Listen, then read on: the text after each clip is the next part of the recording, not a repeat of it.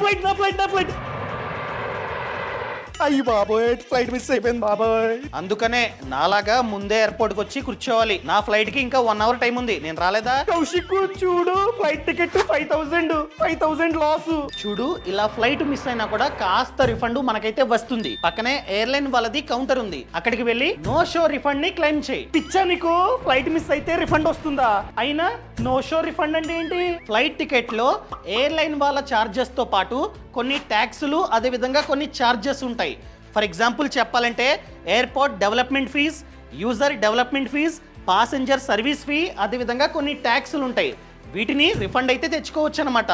So దీన్నే no show refund అంటాం. నీ ఫ్లైట్ టికెట్ 5,000, సో దాదాపుగా 300 నుండి 600 వరకు ఈ చార్జెస్ ఉంటాయి. సో ఈ చార్జెస్ నీకైతే రిఫండ్ వస్తాయి. తెచ్చుకోపో. అంతేనా? హే, నీకోసం మొత్తం ఇస్తారా 5,000? తెచ్చుకోపో.